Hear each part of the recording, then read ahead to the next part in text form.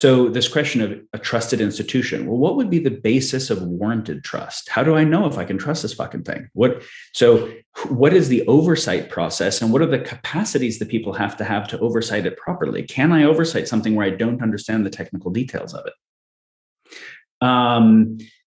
These are good and important questions and things that we have to develop, because we do need to develop a certain capacity for shared sense making if we're going to do shared choice making. And if we don't do shared choice making, then we're fucked. Then we won't. Then China will do shared choice making because it just says everyone will sense make the same way because of dictate. And Sesame Credit will ensure they don't do anything else. And a IoT surveillance system will make sure they don't, because of anyone else, they don't think anything else or act on it. And we don't have term limits, so we don't have to worry about 4 years doing one thing and then the other 4 years undoing whatever was done in those years, most of the energy just going into campaigning. We don't have internal parties that are just using up most of the energy of the country wasted as heat, right? So they can actually build high-speed trains all around the world. And the US hasn't built one in our own country. You're like, that's not a good sign. That's not a good, it's a good sign for them, a better capacity to actually do real shit, right? To coordinate towards some real important things. They lifted 300 million people out of poverty in a fairly short period of time. Like nobody else done that kind of thing. So you're like, oh, autocracy is actually quite effective.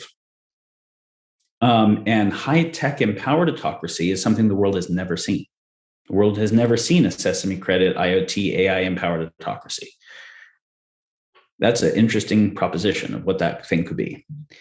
Well, that's going to beat an open society if the open society is spending all its energy fighting with itself. Yeah. And the left and the right spend most of their energy fighting each other. You spend 4 years doing something, 4 years undoing it, because the term limit, no one even thinks about a 30-year plan for anything. Because I'm not going to get reelected if the shit that I do doesn't show up in the 4 years of that time. So the short-term orientation and the internal infighting, we just lose, right? So technologically empowered autocracy runs the 21st century, unless you can get an open society to coordinate more effectively than an autocracy can. How the fuck do you get an open society with lots of people to coordinate more effectively? This is the societies end up failing on either the direction of chaos or oppression, right? I can say, well, the people think different stuff. They had different life experiences. They have different beliefs. They want different stuff. They aren't that connected to wanting to make sacrifices for people they don't know. The tribal thing worked because you knew everybody in that tribe. Your life depended on them. There were only 150 people, but this is huge numbers of anonymous people. And fuck those people in that state I've never been to, or whatever it is, right? So how do I bind those people together when there's so little basis for binding and so much energy for cleaving? And so if I don't, it's very easy to have chaos emerge pretty naturally. I want this thing, we're just going to fight over it, and you get increasing kind of all against all wars, right? And then the thing fails. Or you say, no, we need order. We actually need some order to be able to coordinate. Otherwise, we get beat by some external force that has order. So we're going to get the order through imposing it. We're going to do stronger top-down, everybody thinks this thing, better versions of government cohesion of belief. We call that government propaganda. Control of the population. We call that authoritarian state, whatever it is. Control of the behavior. But then that's a failed state in its own purpose, because it's not actually serving and liberating the people. And as a result, it ends up getting a homogeny of thinking, which doesn't have the creativity to actually innovate for new problems in the world, and usually fails for those reasons, and doesn't have a high enough collective intelligence because of it doing that homogenizing thing. So what we need is order that is not imposed. So we don't fail on the chaos side or the oppression side. How do we get emergent order?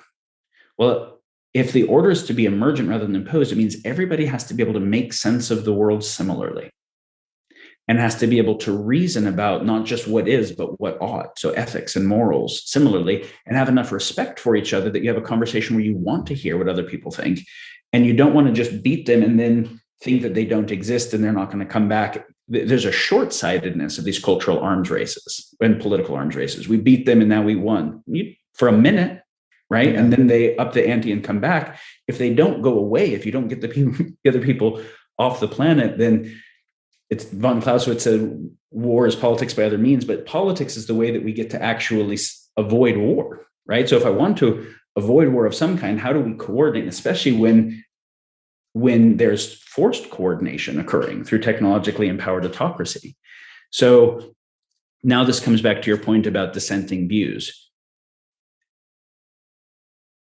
A civically minded person, as well as even a well-informed, epistemically minded person, knows that they're probably wrong about most things, right? Knows that there's probably a lot of stuff that they don't know, They want to know it. They don't want to hold on to being wrong about something or partial or whatever. They also don't want to hold a view that is going to polarize a lot of the population against them, because that they should cooperate with, where it would be better to cooperate with them if you really do long-term thinking on what not cooperating looks like. So I want to seek to understand what other people are thinking, both what they value and their understanding of the world. And we want to try to create a situation in which we can synthesize our sense making of what is. And we can identify, okay, so in this particular situation, you're saying no to this climate change policy or whatever. And it's not because you hate the environment and want to fuck the environment. It's because you think that this particular policy is going to damage GDP for the US. China's not going to agree to it, and it's going to cede the 21st century to technologically empowered autocracy. What you really want is the protection of open society. So you're looking at climate change through the lens of liberty. Liberty is a valuable thing. I'm actually down with that. I'm looking at environment. You can't care about the environment in this way. You can't even believe the science or look at it, and your lack of belief doesn't have to do with looking at it, because you think my solution equals something that will destroy liberty. But otherwise, you actually also would care about the environment. You prefer clean air and a world that isn't destroyed through excessive natural disasters. So if we can separate the strategies that are shitty strategies from the values they're seeking to serve, and recognize that the values on the other side are also real, and say, how do we hold these together? And then try to come up with solutions that meet all of them better, that have less unnecessary trade-offs, that balance the trade-offs better. Then we stop driving unnecessary polarization. And you could start to have the fact that in an open society, those diverse viewpoints mean more collective intelligence than the homogeny thing has. And as a result, it can actually coordinate across a larger body of collective intelligence. That's the only thing I actually feel much hope about in terms of how we move through this next phase.